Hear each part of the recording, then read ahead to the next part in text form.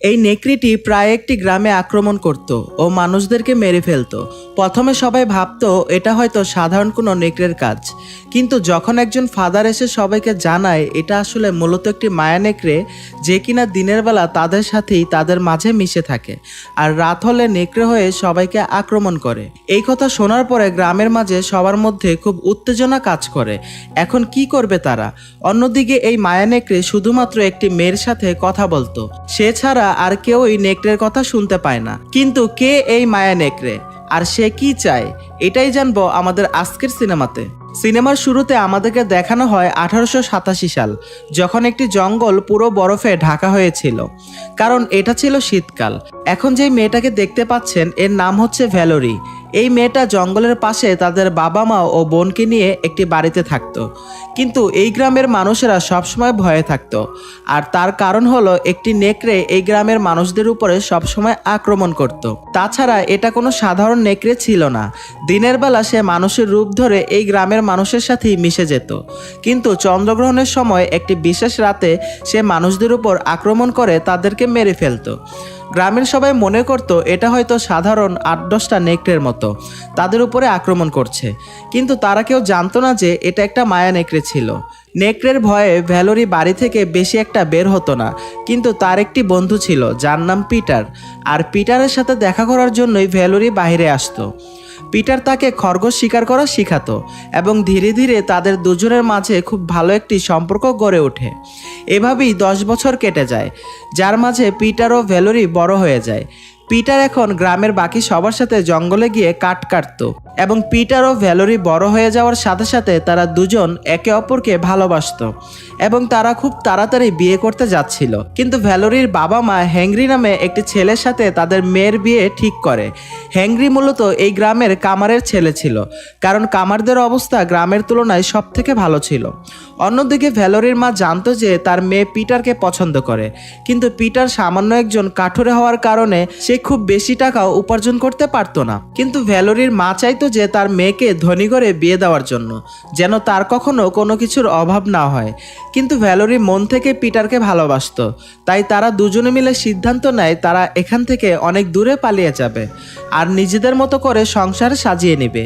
কিন্তু ঠিক তখনই গ্রামে সাইলেন্ট বেজে ওঠে। মূলত এই সাইলেন্টটা তখনই বাজানো হয় যখন গ্রামে কোনো বড় বিপদ আসতো।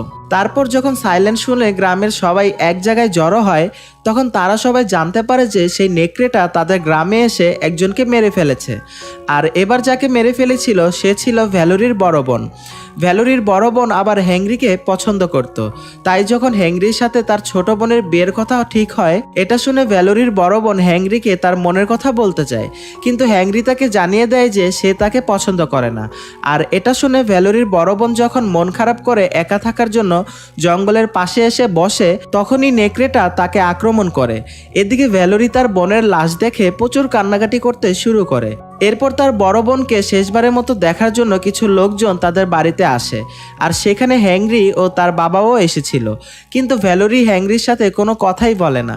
বাড়ি থেকে সবাই চলে যাওয়ার পর ভ্যালোরির মা তাকে বলে, তোমাকে এখন থেকে পিটারকে ভুলে যেতে হবে, কারণ তোমার বিয়ে এখন হেনরির সাথেই হবে। তখন তার মা আরও বলে, বিয়ের আগে আমি একজনকে পছন্দ করতাম, কিন্তু তার সাথে আমার বিয়ে হয়নি, অথচ দেখো তোমার বাবার সাথে বিয়ে হওয়ার পর আমি তাকে ভালোবেসে ফেলেছি, তাই এটা তোমার জীবনেও সম্ভব।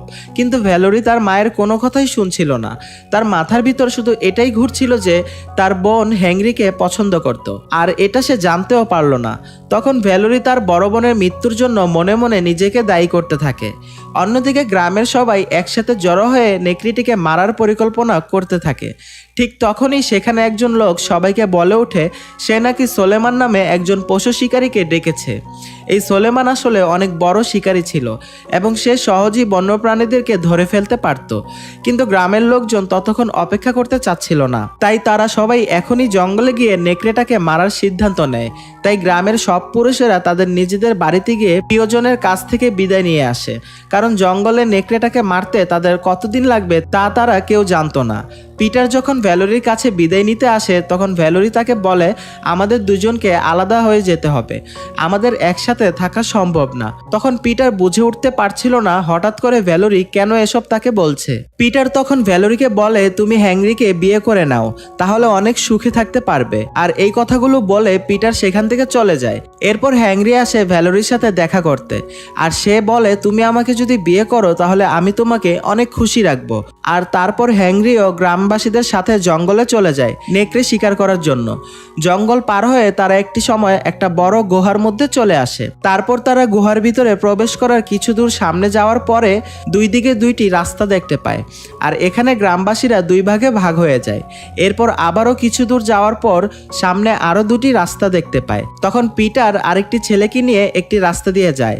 তখন হ্যাংরি তাকে এটা করতে নিষেধ করে, কারণ তারা সংখ্যায় যত কমে যাবে নেকড়ের জন্য তারা ততই সহজ শিকার হয়ে যাবে। কিন্তু পিটার তার কোনো কথা না শুনে গুহার ভিতরে চলে যায়। তখন বাধ্য হয়ে হ্যাংরি ও তার বাবা অন্য রাস্তা দিয়ে যেতে থাকে, কিন্তু কিছু দূর সামনে যাওয়ার পরেই তাদের সামনে নেকড়েটি চলে আসে আর তাদের উপরে আক্রমণ করে। হ্যাংরি এত কাছ থেকে নেকড়েকে দেখার পরও সে ভয়ে কিছুই করতে পারে না, আর তার চোখের সামনে নেকড়ে তার বাবাকে মেরে ফেলে। কিন্তু গ্রামবাসীরা মিলে অবশেষে একটি নেকড়েকে মেরে ফেলতে সক্ষম হয়, আর তারা নেকড়েটার মাথা কেটে নিয়ে উল্লাস করতে করতে গ্রামে ঢুকে, কারণ তারা সবাই মনে করেছিল এইটাই সেই নেকড়ে যে কিনা গ্রামের মানুষদেরকে আক্রমণ করে মেরে ফেলতো। অন্যদিকে দেখা যায় ভ্যালোরি তার দাদির বাড়িতে আসে। তার দাদি গ্রামের একটা অংশে একাই থাকে, আর সে ভ্যালোরিকে অনেক ভালোবাসে। তখন দাদি ভ্যালোরিকে একটি লাল চাদর গিফট করে, আর সে বলে এটা তুমি তোমার বিয়ের দিন পরবে। তারপর ভ্যালোরি যখন তার দাদির বাড়ি থেকে নিজের বাসায় ফিরতে থাকে তখন সে জানতে পারে যে হ্যাংরির বাবা মারা গিয়েছে। তাই সে হ্যাংরির সাথে দেখা করতে আসে আর তাকে মন খারাপ করতে নিষেধ করে। কিন্তু যখন ভ্যালোরি হ্যাংরির বাবার লাশ দেখতে পায় তখন সে দেখতে পায় যে তার মা হ্যাংরির বাবার লাশ ধরে জোরে জোরে চিৎকার করে কান্না করছে। আর এটা দেখে ভ্যালোরির সন্দেহ হয়, তাই সে তার মাকে জিজ্ঞেস করে হ্যাংরির বাবা আসলে কে। তখন তার মা ভ্যালোরিকে জানায় আসলে বিয়ের আগে ভ্যালোরির মা হ্যাংরির বাবাকেই পছন্দ করত, কিন্তু বিয়ের পর সে জানতে পারে যে ভ্যালোরি আসলে হ্যাংরির বাবারই মেয়ে। তার মানে হ্যাংরি আর ভ্যালোরির বড় বোন একই মায়ের সন্তান ছিল, আর এই জন্যই ভ্যালোরির মা তাদেরকে বিয়ে দিতে একদমই রাজি ছিল না। কিন্তু এই কথাগুলি ভ্যালোরির বাবা জানে না, তাই তার মা অনুরোধ করে জানায় ভ্যালোরি যেন তার বাবাকে এসব কিছু না বলে। আর ঠিক তখনই এই গ্রামে ফাদার সলেমান চলে আসে। সে মূলত এখানে আসে সেই মায়া নেকড়িটিকে মারার জন্য। সে তার পুরো সৈন্যবাহিনী সহ সম্পূর্ণ প্রস্তুতি নিয়ে এসেছিল। তখন গ্রামবাসীরা সেই নেকড়িটির কাটা মাথাটিকে দেখায়। তখন সলেমান বলল এটি হলো একটি সাধারণ নেকড়ের মাথা, কারণ এটা যদি মায়া নেকড়ের হতো তাহলে মারা যাওয়ার পর তার পুরো শরীর আবার মানুষের মতো হয়ে যেত। এরপর ফাদার তার নিজের কথা বলতে থাকে, একটা সময় আমি একটা ছোট্ট গ্রামে থাকতাম, কিন্তু একদিন একটা মায়া নেকড়ে আমার স্ত্রীকে মেরে ফেলে। তারপর আমি কয়েকজনকে সাথে নিয়ে জঙ্গলে যাই আর সেই মায়া নেকড়িটিকে মেরে ফেলি। আমি সেই নেকড়েটার একটা হাত কেটে ফেলেছিলাম, আর তারপর সেটা মাটিতে পড়ে যাওয়ার সাথে সাথেই মানুষের হাত হয়ে যায়।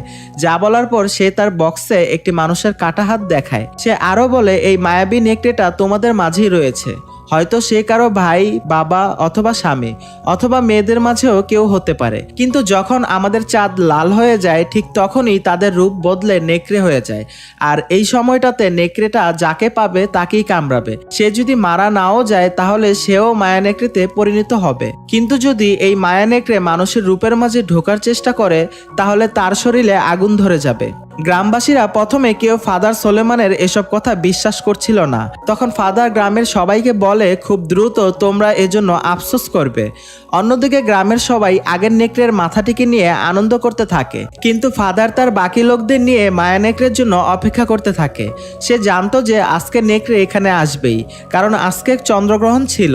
অন্যদিকে তখন ভ্যালোরি পিটারের কাছে আসে আর তাকে বলে যে সে পিটারকে অনেক বেশি ভালোবাসে, তাই সে তাকে ছাড়া বাঁচতে পারবে না, আর সে শুধু পিটারকেই বিয়ে করবে। তারা কথা বলতে বলতে এক পর্যায়ে তারা দুইজন সবার চোখের আড়ালে গিয়ে ঘনিষ্ঠ হয়ে পড়ে, কিন্তু তখন আড়াল থেকে হ্যাংরি তাদের দুজনকে দেখে ফেলে।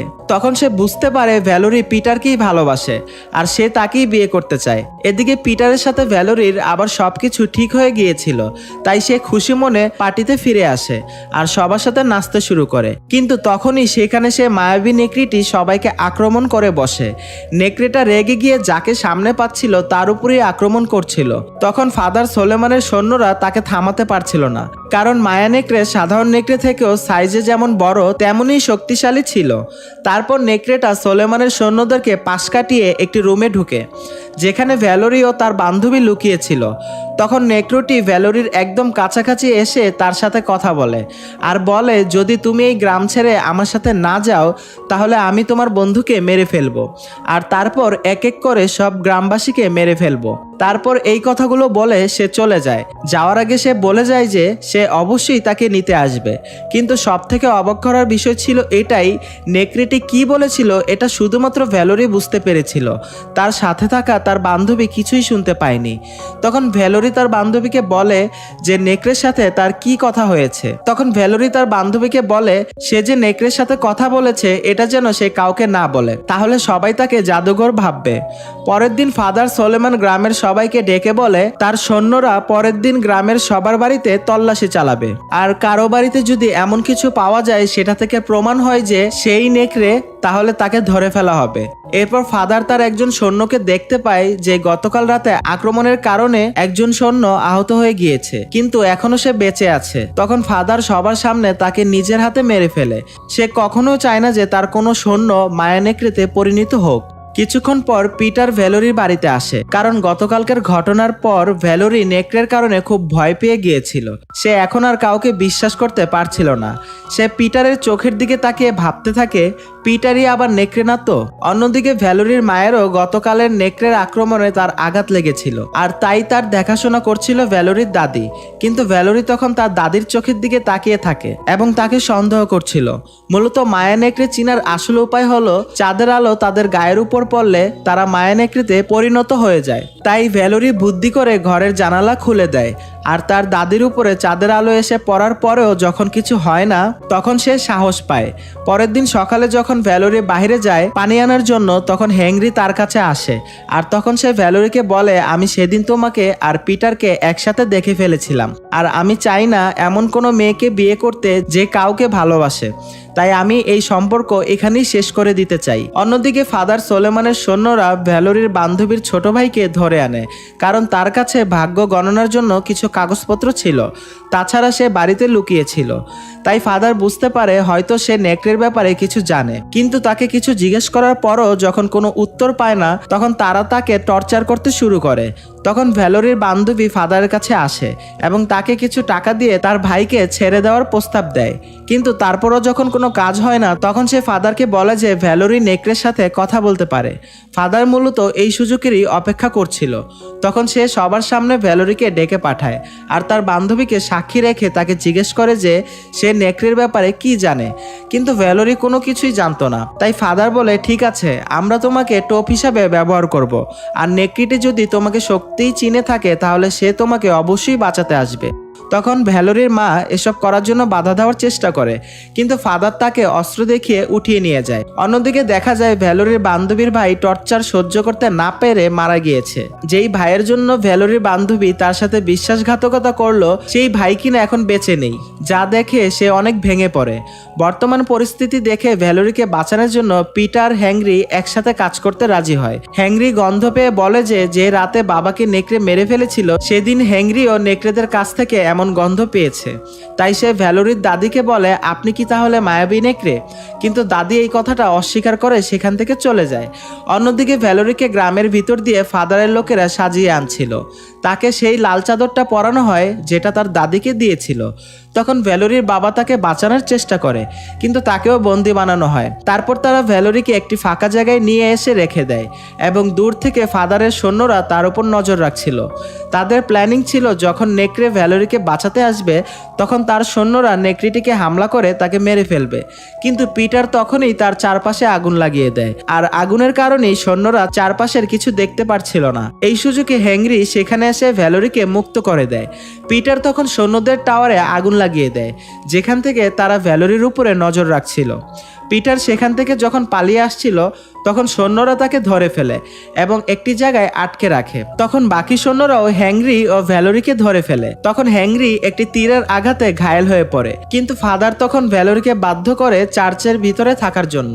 আর তখন ফাদার দেখতে পায় ভ্যালোরির পিছন থেকে নেকড়েটি চলে এসেছে। তখন নেকড়েটি ফাদারের সৈন্যদেরকে মেরে ফেলতে থাকে আর ফাদারের একটি হাত খেয়ে ফেলে। ভ্যালোরি ততক্ষণে চার্চের মধ্যে সুরক্ষিত ছিল, কিন্তু তারপরও সে নেকড়ের সাথে যেতে রাজি হয়। তখন ভ্যালোরি নেকড়েকে বলে সে যদি আজকের পর থেকে আর কোনো গ্রামবাসীর উপরে আক্রমণ না করে তাহলে সে নেকড়ের সাথে যাবে। তখন নেকড়ে তার কথায় রাজি হয়ে যায়, কিন্তু গ্রামের লোকজন ভ্যালোরিকে এমনটা করতে নিষেধ করে।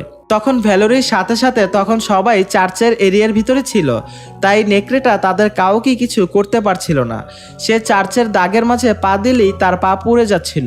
অন্যদিকে তখন সকাল হয়ে গিয়েছিল, তাই বাধ্য হয়ে নেকড়েটিকে সেখান থেকে চলে যেতে হয়। ফাদার সোলেমানকে নেকড়েটি কামড় দিয়েছিল, তাই তার নিয়মেই তার একজন সৈন্য তাকে এসে মেরে ফেলে। পরের দিন ভ্যালোরি সোলেমানের সেই কাটা হাত নিয়ে তার দাদির বাড়িতে চলে আসে। যেহেতু সোলেমানের এই হাতটিকে নেকড়ে কামড় দিয়েছিল, তাই নেকড়েটাকেও এই হাত দিয়ে মারা যাবে।